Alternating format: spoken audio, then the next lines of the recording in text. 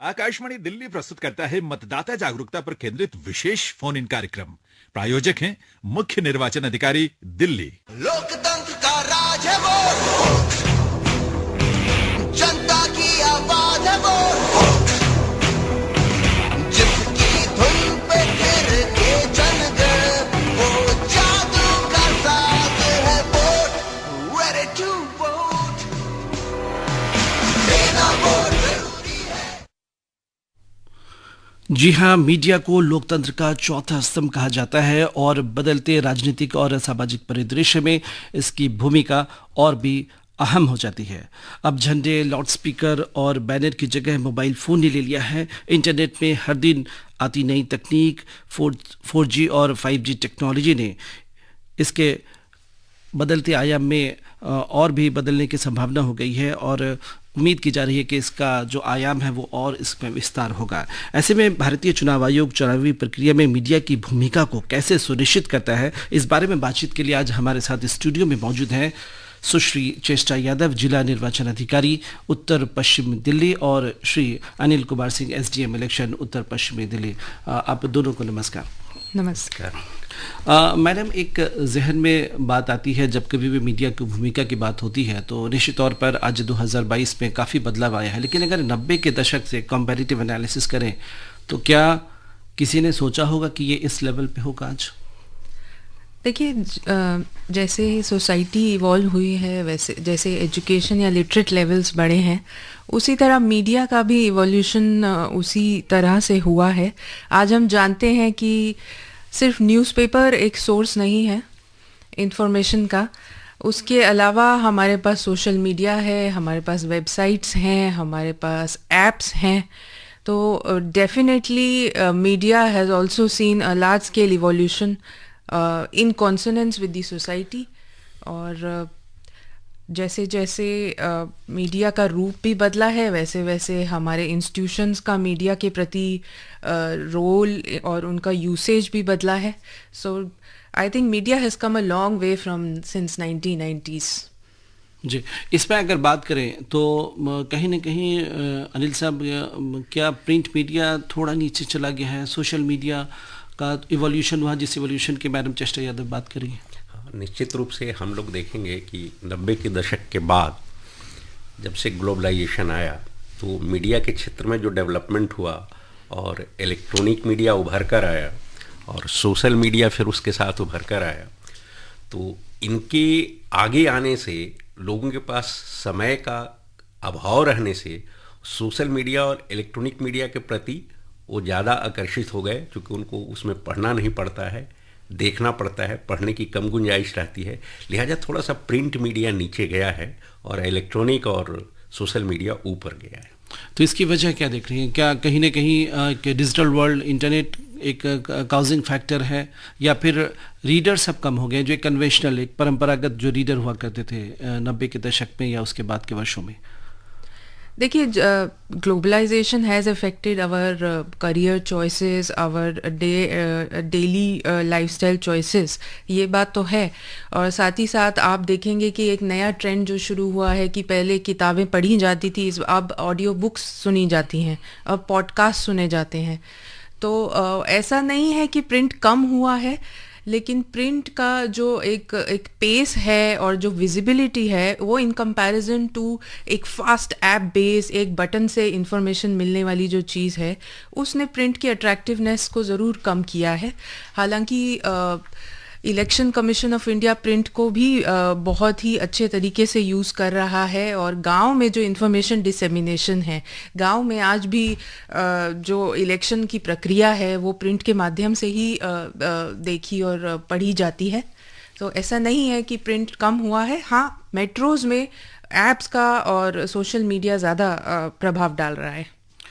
बिल्कुल, इस पर बातचीत करेंगे। लिसनर्स, आप भी हमारे साथ जुड़ सकते हैं। हमारा टेलीफोन नंबर है 23421084, 23421084, और एक दूसरा नंबर भी है आपके लिए 23422346, 234222346। दिल्ली के जो बाहर के श्रोता हैं वो यहाँ के STD कोड 011 यानी 011 लगाना हरगिज़ न भूलें। जब ये बात होती है अनिल साहब कि तो क्या इसको एक सकारात्मक बदलाव के तौर पे देखें या फिर आपको लगता है कि ये बड़ा शॉर्ट टर्म है, फिर से लोग जो है डिजिटल वर्ल्ड से हटके फिर से परंपरागत प्रिंट की तरफ लौटेंगे? देखिए, हर चीज़ का कोई एक पहलू नहीं होता है जी। हर चीज़ का दो पहलू होता है, पॉजिटिव भी और एक निगेटिव भी। तो हम एक कंपैरेटिवली देखेंगे कि कंपैरेटिवली पॉजिटिविटी की ओर जा रहा है या कंपैरेटिवली निगेटिविटी की ओर जा रहा है। जी। तो ये चूंकि ये इसका एक बहुत शॉर्ट साइट होता है, जो इलेक्ट्रॉनिक मीडिया है या सोशल मीडिया है, इसका शॉर्ट साइट होता है, लोग देखे और चले गए। प्रिंट मीडिया का है कि आज का अखबार आप देखते हैं, कल का अखबार देखते हैं, तो लगातार कुछ लोग अखबार रखते भी रहते हैं जी। उसमें एनालिसिस ज़्यादा बेहतर तरीके से आता है, तो उस एनालिसिस की वजह से लोगों के दिमाग पे जो छाप पड़ती है वो बहुत ज़्यादा पड़ती है। तो मेरी समझ में ये जो इलेक्ट्रॉनिक मीडिया और सोशल मीडिया का जो सिस्टम है वो कुछ वर्षों तक और रहेगा।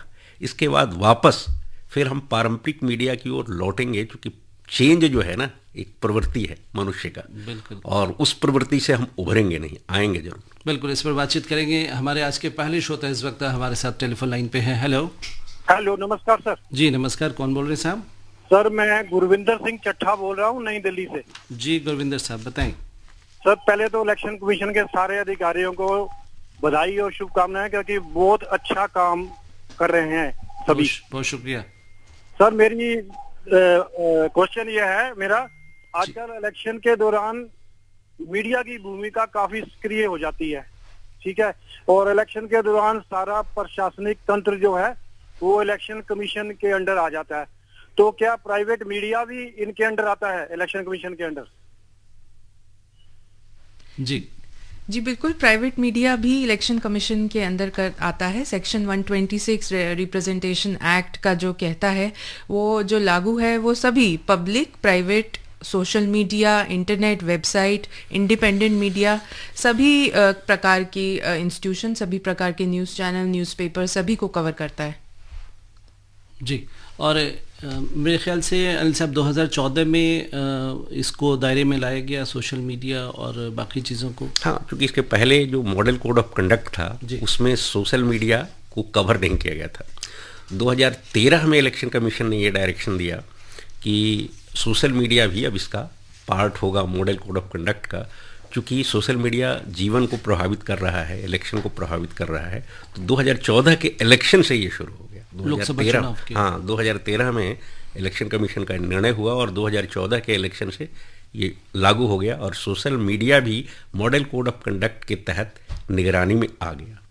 तो अगर भारतीय चुनाव आयोग के परिप्रेक्ष्य में बात करें तो सोशल मीडिया को किस तरीके से डिफाइन किया है, उसमें कौन कौन वर्गों को सम्मिलित किया गया है, कौन कौन से इंस्टीट्यूशंस ऐसे हैं? सोशल मीडिया में देखिए, जो आपके सोशल मीडिया अकाउंट्स हैं, जैसे फेसबुक अकाउंट हो गया किसी पार्टी का या कैंडिडेट का, या ट्विटर अकाउंट है, या कोई इंस्टाग्राम या टेलीग्राम, या उनकी कोई स्पेसिफिक वेबसाइट है जो जन जागरण तक वो पहुंचा रहे हैं, ये सारे के सारे अकाउंट सोशल मीडिया के जो के अंतर्गत आते हैं।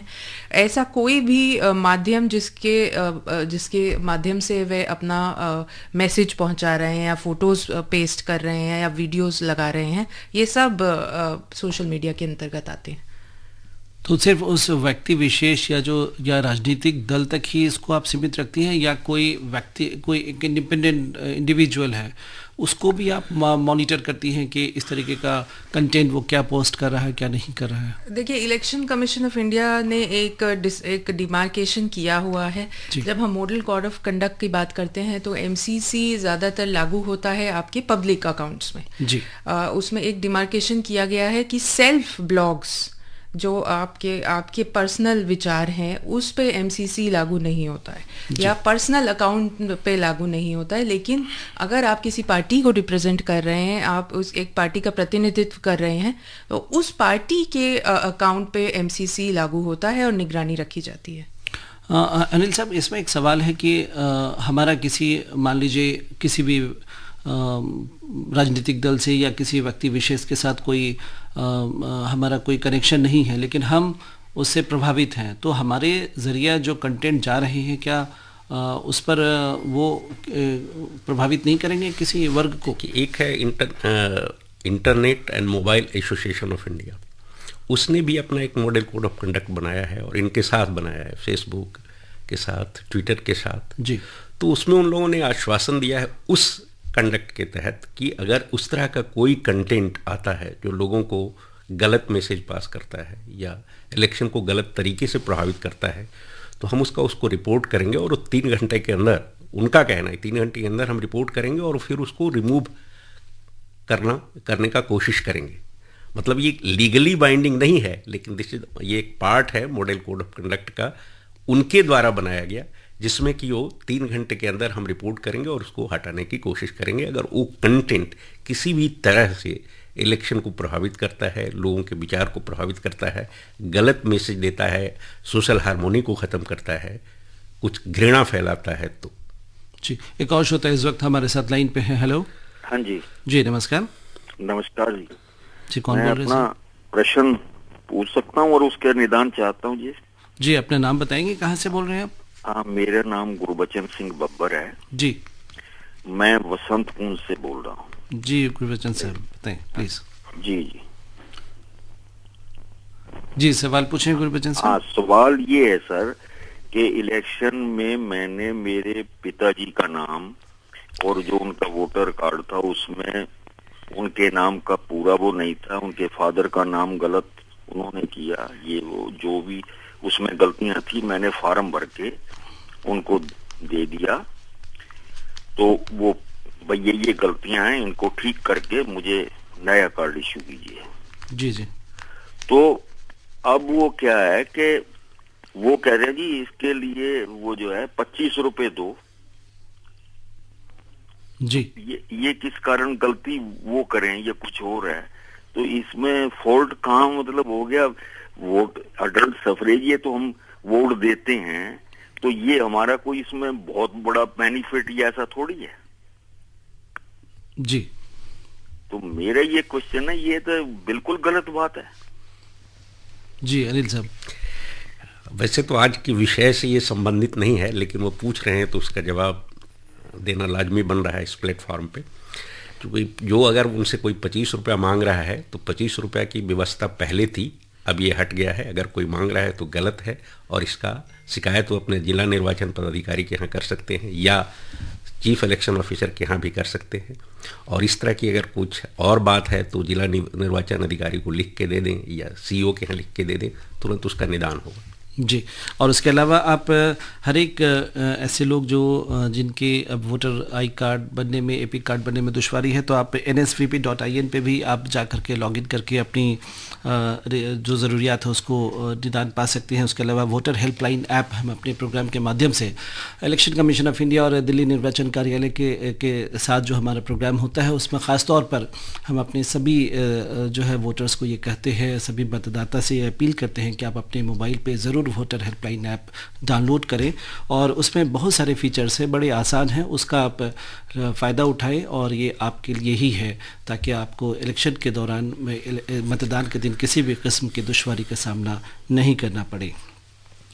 तो जो बात हो रही थी यहाँ पे मीडिया की भूमिका की, ख़ासतौर पे दिल्ली जैसे शहरों में, यहाँ पे क्या जो कि डिजिटल वर्ल्ड कहा जा सकता है कि हम ज़्यादा जो है तकनीक का इस्तेमाल यहाँ पे कर रहे हैं, मोबाइल फ़ोन हर के पास है, सोशल मीडिया यूज़र्स ज़्यादा हैं, यहाँ पे जो है इसकी भूमिका या इसके जो सक्रियता वो ज़्यादा है या दूसरे राज्यों में भी इसका आपने बराबर से देखा, चूँकि आप ख़ुद भी दूसरे राज्यों में अरुणाचल में भी रही हैं मैडम चेष्टा?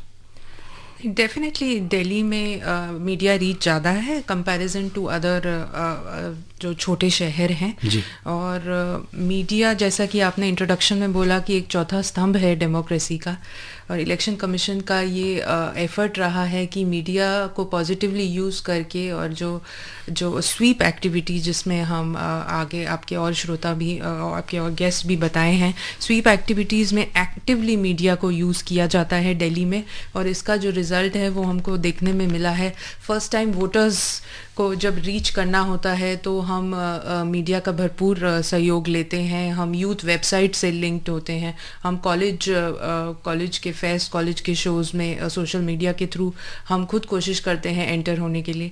तो उसके अलावा दिल्ली में मीडिया को पॉजिटिवली इस तरीके से भी देखा गया है कि इलेक्शन प्रोसेस में नो योर कैंडिडेट्स, ये सारी जो चीज़ें हैं ये दिल्ली में बहुत अच्छी तरह से हम लागू कर पाए हैं मीडिया का हेल्प लेते हुए।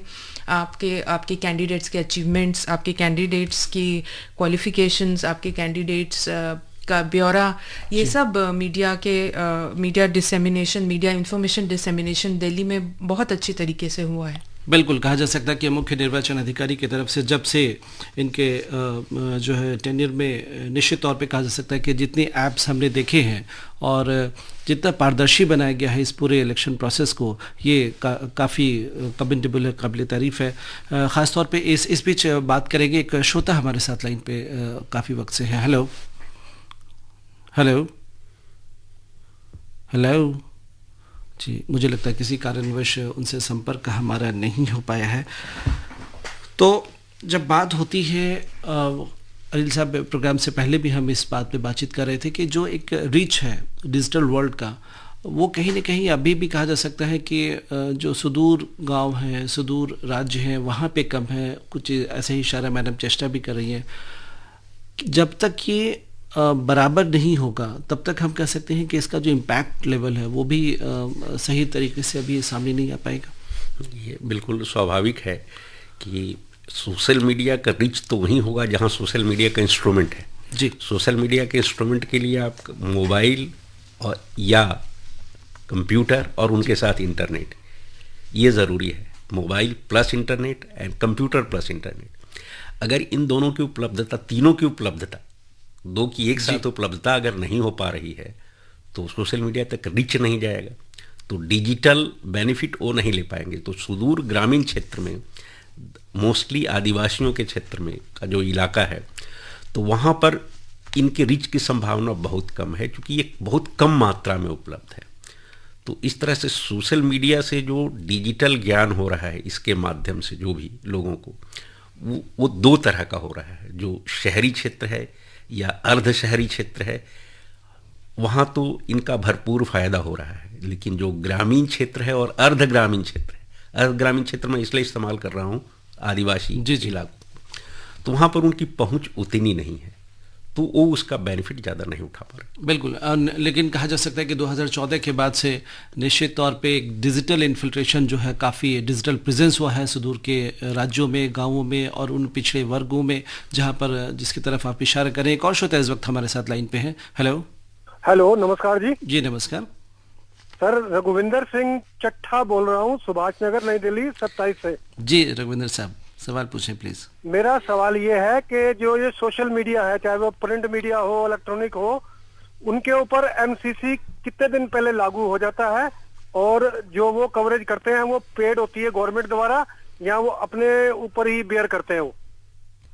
जी, MCC 48 hours prior to election, जहाँ पे पोलिंग डेट है उससे 48 घंटे पहले से MCC लागू हो जाता है till the end of election process ख़त्म होने तक। और जहाँ तक दूसरा प्रश्न था पेड, ये एक दोनों तरीके से होता है।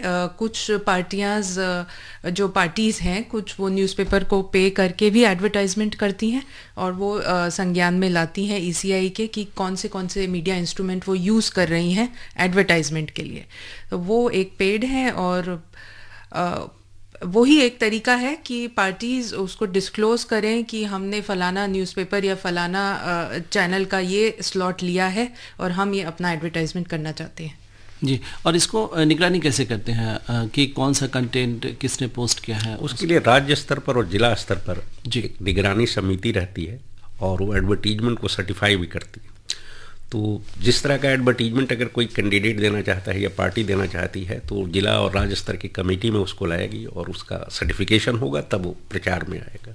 और इसके अलावा कोई कंटेंट अगर गलत है तो यही निगरानी समिति इलेक्ट्रॉनिक मीडिया को भी देखेगी, सोशल मीडिया को भी देखेगी। अब ये नया विचार बना है कि सोशल मीडिया का एक एक्सपर्ट भी उस कमेटी में रहेगा, सो दैट कि उस तरह के कंटेंट को देखा जाए और रिलेवेंट जो पोजीशन है, जो इलेक्ट्रॉनिक मीडिया से रिलेटेड अगर कुछ गलत है तो उन तक पहुंचाया जाए, और जो सोशल मीडिया से संबंधित है तो सोशल मीडिया के प्लेटफॉर्म को पहुंचाया जाए ताकि उस कंटेंट को हटाए। इस समय आप सुन रहे हैं मतदाता जागरूकता पर केंद्रित विशेष फोन इन कार्यक्रम।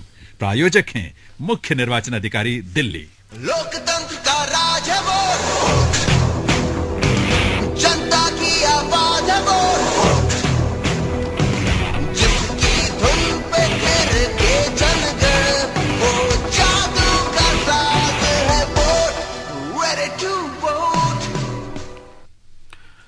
प्रोग्राम में आपका एक बार फिर से स्वागत है। आज का विषय है चुनावी प्रक्रिया में मीडिया की भूमिका। प्रिंट, इलेक्ट्रॉनिक और डिजिटल तीनों को हम इसमें शामिल कर रहे हैं। हमारे साथ स्टूडियो में मौजूद है सुश्री चेष्टा यादव, जिला निर्वाचन अधिकारी उत्तर पश्चिमी दिल्ली, और श्री अनिल कुमार सिंह, एसडीएम इलेक्शन उत्तर पश्चिमी दिल्ली।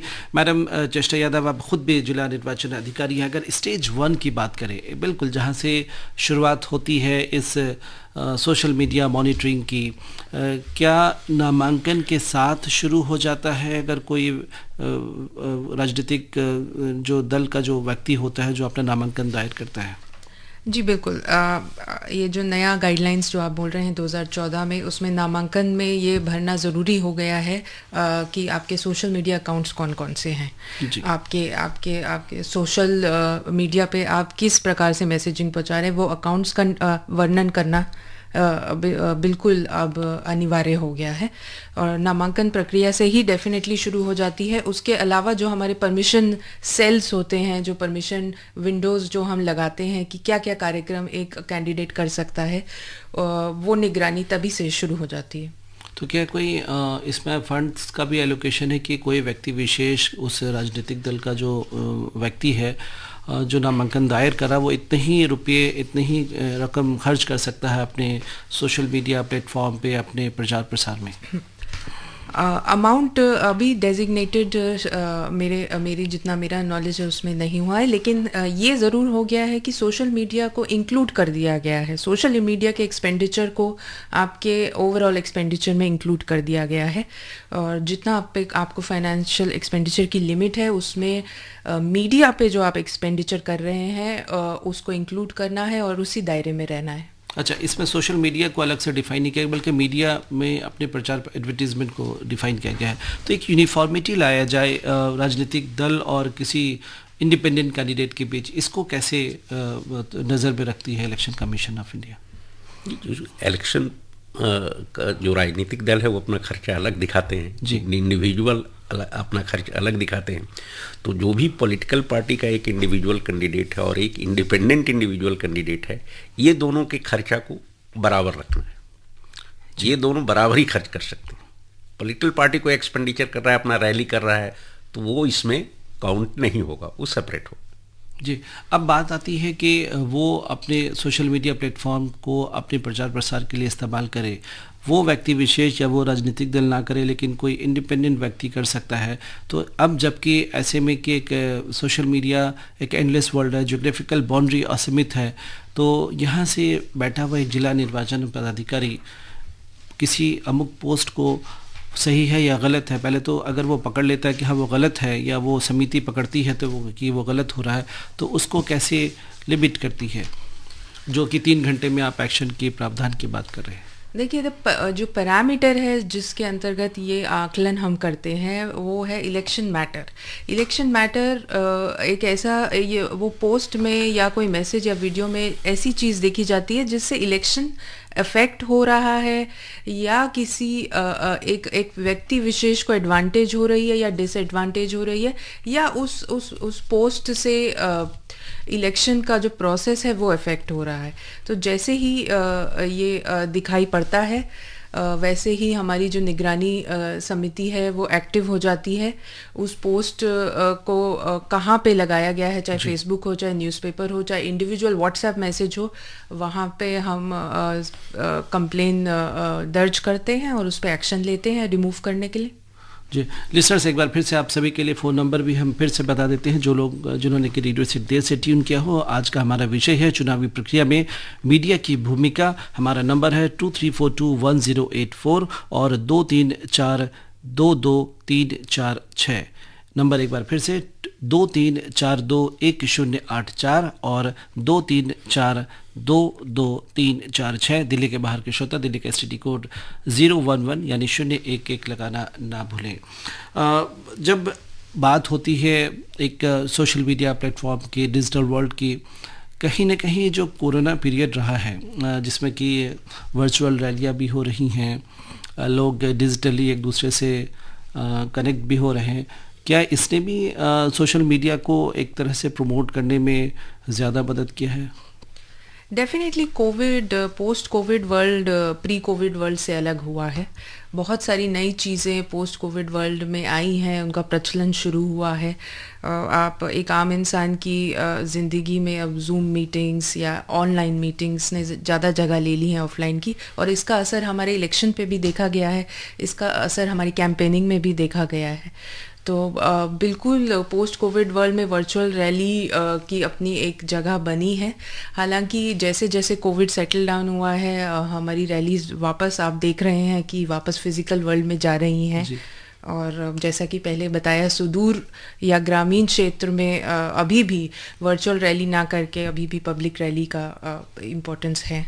बिल्कुल, कहा जाए कि जो एक रैली का जो एक वास्तविकता में जो एक मतलब है, वो यकीन एक फिज़िकल प्रेजेंस वहाँ पे होना, फिज़िकल रैली होना ज़्यादा ज़रूरी होता है और उसमें ज़्यादा अच्छा भी लगता है।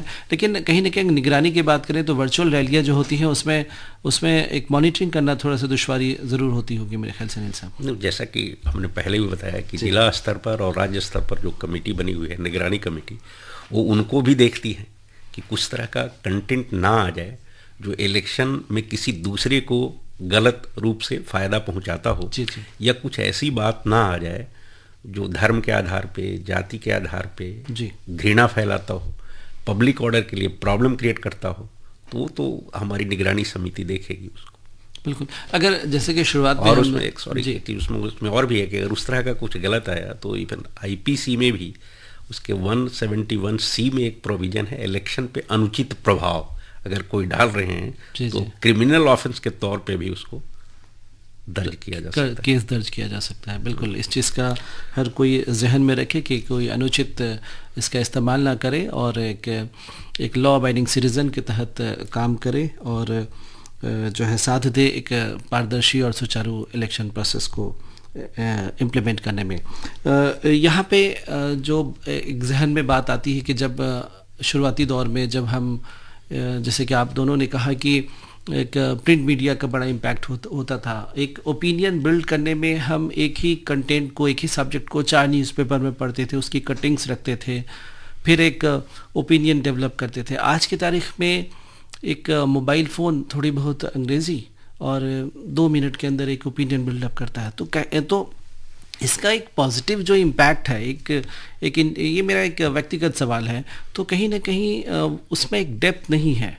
तो कैसे जब हम एक डेमोक्रेटिक प्रोसेस को स्ट्रेंथन करने की बात करते हैं, तो जब हमारी समझ ही उतनी डेप्थ नहीं है, हमारी जो सोच है वो उतनी गहराई नहीं है, जानकारी का अभाव है, तो क्या इसका एक असर लोकतंत्र को मजबूत करने या कम करने में हो सकता है? ये मेरा व्यक्तिगत सवाल है जो मैं समझना चाहता हूँ। देखिए, डेफिनेटली एक ट्रांजिशन दौर से गुजर रही है हमारी सोसाइटी।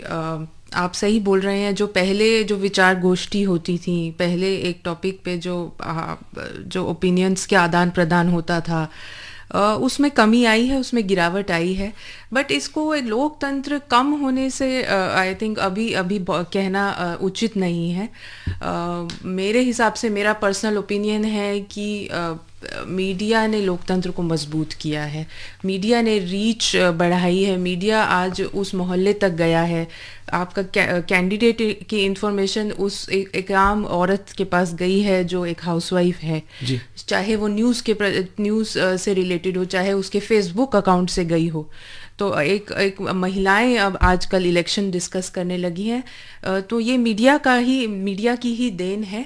हालांकि ज़रूर है कि थोड़ा सा खोखलापन आया है, but looking at the positive side, वो भी एक स्टेज आएगी जब सोशल मीडिया भी गंभीर चर्चा होने लगेंगी। और आज भी ऐसे सोशल मीडिया अकाउंट्स हैं और आज भी एक ऐसा वर्ग है जो सोशल मीडिया को बहुत सीरियसली लेता है और अनेक गंभीर विषय उसमें दिखाई पड़ते हैं। जी अनिल साहब, आप क्या कहेंगे? ये कहना कि राजनीतिक प्रवृत्तियां जो है वो सामाजिक प्रवृत्तियों का अनुसरण करती हैं। जी।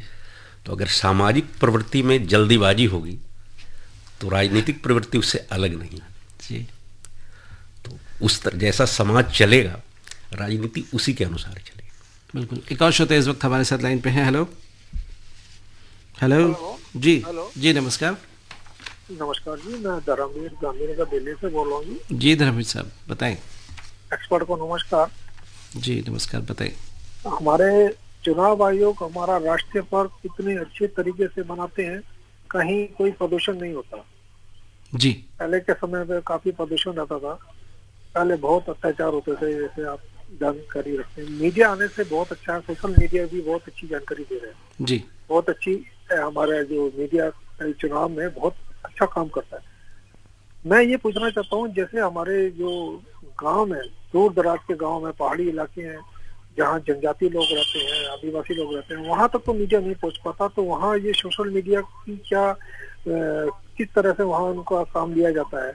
क्योंकि पहले जो हमारा राष्ट्रीय पर्व होता था तो उसमें धूम धड़ाका होता था, काफी पहले माइक वगैरह लाउड स्पीकर से चिल्लाते थे, जाते थे, बोलते थे, तो उनको जानकारी मिल जाती। अब वो बेचारे पूछते हैं कि इलेक्शन है, वो कहते हैं कहाँ इलेक्शन है, कहते हैं आपके विधानसभा का, वो तो कहते हैं हमें तो जानकारी नहीं है। तो इस तरफ कुछ चुनाव आयोग की तरफ से भी वहाँ उन लोगों तक उनको भी शामिल किया जा रहा है क्या? बिल्कुल। मैडम जिस टाइम मेरे ख्याल से अगर दिल्ली के परिप्रेक्ष्य में बात करें तो मुख्य निर्वाचन अधिकारी की तरफ से स्वीप एक्टिविटीज़ और कई ऐसे कार्यक्रम, अनगिनत कार्यक्रम चलते हैं। ख़ुद इस प्रोग्राम के माध्यम से ये जो हम प्रोग्राम कर रहे हैं ये भी एक उसी का हिस्सा है जिसमें हम अपने इस पूरी जनता को, दिल्ली और उसके बाहर की जनता को हम बिल्कुल अवगत करा रहे हैं, उनको अवेयर करा रहे हैं। तो ये एक उसी का प्रयास है। जी मैडम। जी बिल्कुल। और एक मीडिया कोई इतना संकुचित, देखिए सोशल मीडिया में इतना कंफ्यूज नहीं होना चाहिए। मीडिया रेडियो भी है, मीडिया टीवी भी है, और हम जानते हैं कि बहुत सारे ग्रामीण क्षेत्रों में रेडियो बंद ही नहीं होता है, 24 घंटे रेडियो चलता है। तो एक ये कन्फ्यूजन नहीं होना चाहिए कि मीडिया मतलब ट्विटर या फेसबुक अकाउंट। मीडिया रेडियो है, मीडिया टीवी है, मीडिया मैगजीन है, मीडिया लोकल न्यूज़पेपर है। तो ईसीआई का ये बिल्कुल एफर्ट रहता है कि लोकल भाषा के न्यूज़पेपर्स में भी ऐसे इम्पोर्टेंट मैसेजेस जाएं जो उनकी इन्फॉर्मेशन को बढ़ाते हैं। बल्कि मेरे ख्याल से अगर गलत नहीं हो तो जितनी गाइडलाइन है उसमें जो भी नोटिफिकेशंस है या जो भी एक आम जनता को जागरूक करने की जो बात होती है उसमें बाकायदा प्रिंट मीडिया का सहारा भरपूर पूरे तरीके से लिया जाता है। रेडियो पे बाकायदा कई ऐसे छोटे छोटे कट्स चलाए जाते हैं ताकि आम जनता को जागरूक किया जा सके। इसके अलावा स्वीप एक्टिविटीज़ का आपने शुरुआत में जिक्र किया, वो भी काफ़ी हमारे दिल्ली में काफ़ी ज़्यादा चलते हैं RWA के कोऑर्डिनेशन से। बिल्कुल। स्वीप एक्टिविटी एक बहुत ही मेजर माइलस्टोन रहा है इलेक्शन कमीशन ऑफ इंडिया का, एक रोबस्ट एक इलेक्शन प्रोसेस को बनाने के लिए और एक हेल्दी डेमोक्रेसी और एक वोटर्स परसेंटेज बढ़ाने के लिए। I think SVEEP has been a major success in India, और जिस वजह से इलेक्शन के प्रति लोगों की जागरूकता बढ़ी है और रिस्पेक्ट भी बढ़ा है, और मीडिया उसमें भरपूर यूज़ हो रहा है। जी। जब आज के जो विषय है अगर उसके परिप्रेक्ष्य में पूछें तो जो भी सोशल मीडिया जो इंस्टीट्यूशंस हैं, ऑर्गेनाइजेशंस हैं, क्या भारतीय चुनाव आयोग या दिल्ली चुनाव कार्यालय में उनको इलेक्शन से पहले ट्रेनिंग दी जाती है कि आपको इस मॉडल कोड ऑफ कंडक्ट के तहत काम करना है, या ये इस तरह का समन्वय बनाना है भारतीय चुनाव आयोग या दिल्ली निर्वाचन कार्यालय के साथ? कुछ इस तरह का भी आप लोग प्रोग्राम करती हैं? डेफिनेटली। जैसे ही इलेक्शंस अनाउंस होते हैं, जैसे ही नोटिफिकेशन आती है, वैसे ही हमारा ये प्रक्रिया शुरू हो जाती है। एक model code of conduct guidelines हैं, स्पेशली मीडिया पर्सन्स के लिए भी एक गाइडलाइंस हैं, एक जर्नलिस्ट एथिक्स की भी गाइडलाइंस है जो हम रेगुलरली वर्कशॉप करवाते रहते हैं अपने दिल्ली ऑफिस में भी, और election commission of India centrally भी एक वॉलंटरी कोड ऑफ एथिक्स भी हैं जो एक awareness session for media persons करवाते रहते हैं और उनको अवगत करवाते रहते हैं कि आपको ये डूज है, ये डोंट्स है, ये करना है, ये नहीं करना है। तो उनकी तरफ से पूरा रिस्पांस मिलता है इन टर्म्स ऑफ, कई बार ऐसा चीज़ें होती हैं? देखिए, in the course of election प्रक्रिया के दौरान ज़रूर कुछ शिकायतें आती हैं, लेकिन इलेक्शन कमीशन ऑफ इंडिया का ये एफर्ट रहता है कि जो गाइडलाइंस है वो क्लियरली मीडिया पर्सन को समझा दिया जाए, और अभी तक बहुत अच्छा कोऑपरेशन रहा है हमारे पूरे भारतवर्ष में या दिल्ली इलेक्शंस में भी देखा गया है कि इतना मेजर जो है कोई गलती अभी तक नहीं पाई गई है। मीडिया फॉलो करने की कोशिश करता है सारे कोड ऑफ एथिक्स जो है। जी, ख़ासतौर पे अगर बात की जाए यहाँ पे जो आपने मॉनिटरिंग कमेटी की बात किया, तो जिला लेवल पे इसमें कौन कौन वर्गों को शामिल किया गया? जिला मीडिया, जैसे हमने कहा कि सोशल मीडिया का एक्सपर्ट अब नया जोड़ा गया है। बाकी जो DIP के जो लोग होते हैं जी, उसमें से लोग रहते हैं, मीडिया पर्सन भी रहते हैं जी। तो इन लोगों को मिला करके पुलिस का भी किसी पर्सनल को बुला लिया जाता है और इन लोगों को मिला करके ये कमेटी बनाई जाती है और वो कमेटी ही इसको देख रेख करती है। और कुछ तरह का कोई कंटेंट अगर है, जैसा कि पहले भी बताया, तो उस कंटेंट को नोटिस में लेती है और संबंधित एजेंसी तक उसको पहुंचाती है। जी, ये अगर सिन्हा कमेटी रिकमेंडेशन की बात करें, 3 घंटे के अंदर आपने कार्रवाई की बात की, अगर उसमें नहीं होती है तो वो कहाँ कोई व्यक्ति विशेष अगर हम जैसा हो तो कहाँ कंप्लेन कर सकता है? सिन्हा कमेटी का जो रिकमेंडेशन है उसी के आधार पर जी, जो सोशल मीडिया प्लेटफॉर्म्स हैं उन्होंने दरअसल वो सिन्हा कमेटी के रिकमेंडेशन के आधार पर ही उन्होंने अपना कोड ऑफ कंडक्ट बनाया और उस कोड ऑफ कंडक्ट के तहत ही वो ये सारी बातें करते हैं कि हम जो कंटेंट देते हैं उनको, जो गलत कंटेंट है उनको हटाने की कोशिश करते हैं। अगर एक जागरूक नागरिक के तौर पे हमारी नज़र से कोई कंटेंट गुजरे जो हमें लगता है कि ये समाज या किसी व्यक्ति विशेष को आहत कर रहा है, तो हम कहाँ कंप्लेन कर सकते हैं? देखिए, वो जिला निर्वाचन अधिकारी को भी कर सकते हैं, रिटर्निंग ऑफिसर को भी कर सकते हैं, और जो हमारा जो मीडिया सेल है उसमें जो पुलिस है, डिपार्टमेंट ऑफ पब्लिसिटी हैं, सोशल मीडिया एक्सपर्ट्स हैं, तीनों जगह आप कंप्लेन डाल सकते हैं। जी, एक और श्रोता इस वक्त हमारे साथ लाइन पे है। हेलो। हाँ, नमस्कार जी। जी नमस्कार। मैं सुरेश कटारिया हूँ, पीतमपुरा दिल्ली से बोल रहा हूँ। जी सुरेश, नमस्कार जी। हाँ, मैं ये जानना चाह रहा हूँ कि जैसे आजकल इलेक्शन में ऐसे कैंडिडेट सिलेक्ट हो जाते हैं जिनके अगेंस्ट करप्शन केसेस होते हैं, क्रिमिनल केसेस होते हैं, तो इसमें सोशल मीडिया हमारी किस तरह हेल्प कर सकता है कि ऐसे कैंडिडेट्स इलेक्ट ना हो? तो मैं इसके बारे में जानकारी लेना चाह रहा था। जी, जहाँ तक जो जिन पे मुकदमा है, किसी तरह का क्रिमिनल चार्जेज हैं या करप्शन के चार्जेज हैं, अगर वो सजा उनको नहीं मिली है तब तक उनको अपराधी नहीं माना जाएगा, और जब सजा मिल गई है तभी उनको अपराधी माना जाएगा। और इलेक्शन कमीशन ने व्यवस्था कर दी है कि 2 साल से ज़्यादा अगर किसी की सजा हो गई है तो वो इलेक्शन नहीं लड़ पाएंगे। तो इस दायरे में जो लोग भी आएंगे वो इलेक्शन नहीं लड़ेंगे।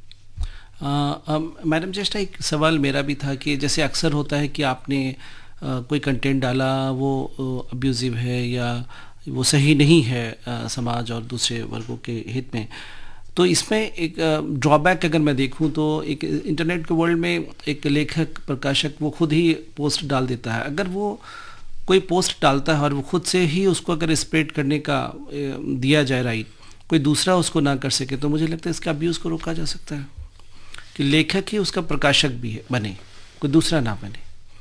नहीं, बिल्कुल। आप आजकल के दौर में कोई भी न्यूज़ और स्पेशली ऐसी न्यूज़ जो अट्रैक्टिव है वो वाइल्ड फायर की तरह फैलती है, चाहे कोई व्हाट्सएप मैसेज हो या फेसबुक या सोशल मीडिया का मैसेज हो। डेफिनेटली आप सही बोल रहे हैं, कंट्रोल्स लाना बहुत ज़रूरी है। थोड़ा सा आउट ऑफ कंट्रोल इसीलिए गया है क्योंकि फॉरवर्डिंग या जो उसको स्प्रेडिंग वाला जो एक मॉड्यूल है या इनेबल करने वाला फीचर है, वो ज़रूर CI इस पे काम कर रहा है, कुछ कंट्रोल्स लाने के लिए कोशिश कर रहे हैं। बिल्कुल। क्या सुझाव देना चाहिए अनिल साहब? खुद आप भी इतने वक्त से जुड़े हैं, लोग एक सही तरीके से सोशल मीडिया का इस्तेमाल करें चुनावी परिप्रेक्ष्य में, क्योंकि अभी जो सोशल मीडिया है एक विकासशील फेनोमेना जिसको कहें, अभी विकसित नहीं हुआ है, अभी ये विकसित होने के दायरे में। तो उस हिसाब से हर कोई कुछ न कुछ जो है ये चाहेगा कि कानून जैसे जैसे स्थिति गंभीर होती जाएगी। मेरा चेष्टा और वक्त कमी है। अनिल साहब, आप दोनों स्टूडियो में आए और इस विषय पे आपने चर्चा की, इसके लिए बहुत बहुत शुक्रिया। नमस्कार। Thank you. अभी आप मतदाता जागरूकता पर केंद्रित विशेष फोन इन कार्यक्रम सुन रहे थे। प्रायोजक थे मुख्य निर्वाचन अधिकारी दिल्ली। लोकतंत्र